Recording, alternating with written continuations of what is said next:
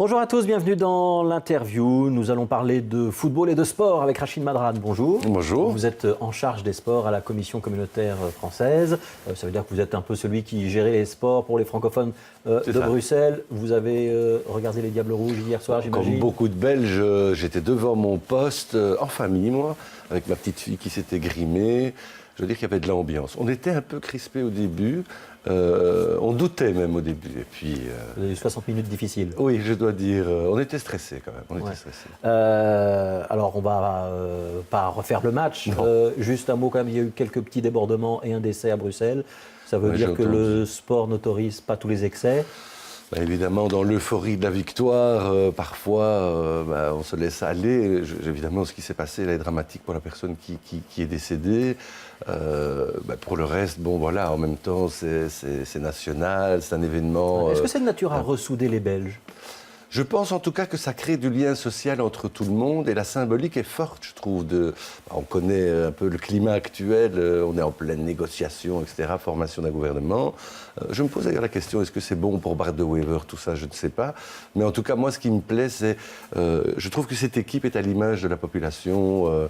Quand tout le monde soutient Fellaini, c'est aussi Fellaini, quelque part... un Lukaku, un De Bruyne, voilà, c'est la Belgique d'aujourd'hui. C'est la Belgique d'aujourd'hui, la Belgique tout couleur, et au-delà des origines et des histoires personnelles de chacun, tout le monde est derrière, noir, jaune, rouge, et ça me plaît beaucoup, ça.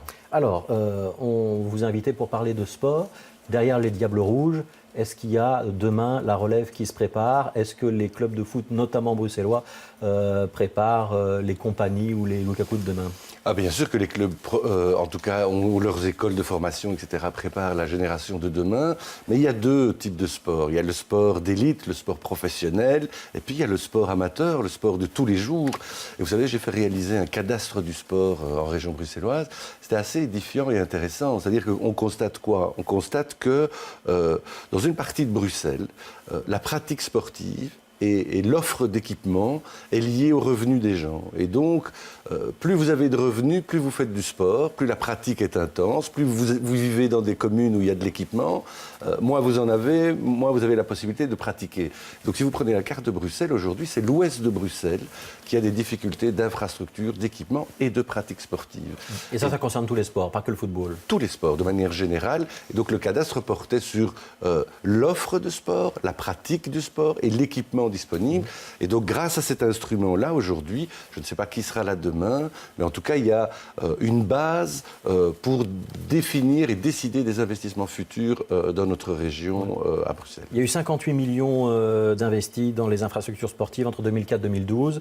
Ça représentait plus de 200 projets, et puis il faut ajouter la part des communes. Est-ce que c'était suffisant ou est-ce qu'il faut prévoir des investissements du même montant pour la législature à venir? C'est beaucoup, mais ce n'est pas suffisant. C'est à peu près 7 millions d'investissements par an en infrastructure et 2 millions en formation. Vous savez que dans le cadre de la 6e réforme de l'État, tout ce qui est infrastructure va basculer, va être transféré vers la région bruxelloise. Vous savez, si je prends simplement l'exemple des piscines, on a 15 piscines aujourd'hui publiques de 25 mètres, c'est largement insuffisant. Elles sont en rénovation, certaines sont en rénovation, mais on ne répond pas aux besoins actuels. Donc l'avenir, il faudra construire de nouvelles infrastructures, probablement rénover des infrastructures et peut-être optimiser aussi. Une des pistes d'ailleurs que j'avais proposées, c'était de dire ouvrons toutes les infrastructures sportives des écoles à la population bruxelloise. Ça répondrait déjà à pas mal de demandes. Et donc ces investissements-là, il faudra les prévoir dans la déclaration de politique régionale, dans le contrat de gouvernement qu'on est en train de négocier? Je pense que ce sera nécessaire. Il y aura un chapitre là-dessus? Je pense qu'il faudra. À côté du Stade national qui va être financé par des fonds privés, il faut que les pouvoirs publics garantissent l'accès au sport pour tous. Et je pense qu'il faudra vraiment réfléchir, après évidemment avoir identifié les lieux où on peut les construire. Et moi je plaide pour que l'ouest de Bruxelles bénéficie prioritairement des investissements. Quand on a fait le bilan de la fin de la législature au gouvernement bruxellois, on a annoncé qu'on avait mis plus de 3 millions par an dans la formation pour 150 clubs. 158 clubs exactement. Ça porte ses fruits? Écoutez, ça concerne à peu près 30 000 personnes, 30 000 jeunes. Est-ce que c'est que du foot et est-ce que c'est que des garçons? Non, loin de là. C'est tous les sports. C'est les sports c'est du kickboxing, c'est du judo, c'est de la danse. Vraiment, c'est tous les sports. Moi, j'ai demandé et j'ai essayé de prioriser les investissements plutôt vers le sport amateur et le sport pour tous. Donc maintenant qu'on a le centre de formation RSCA, NRP, on peut passer à autre chose. C'est ça que ça veut dire? Je pense qu'il faut des investissements pour le sport d'élite, mais à côté de ça, il y a le sport de tout le monde, le sport au quotidien. Il faut que tout le monde bénéficie à proximité de chez lui d'infrastructures où il peut pratiquer son sport. Pourquoi est-ce que c'est important d'investir dans le sport alors qu'à Bruxelles, on a surtout aussi besoin d'emploi, de formation? Il faut tout faire. Mais le sport, c'est aussi une école de la vie. Vous savez, les gens qui font du sport, d'abord, ils ont le souci de l'effort. Ils savent ce que ça veut dire l'effort, le respect de l'autre. On joue au collectif. On apprend à vivre avec les autres.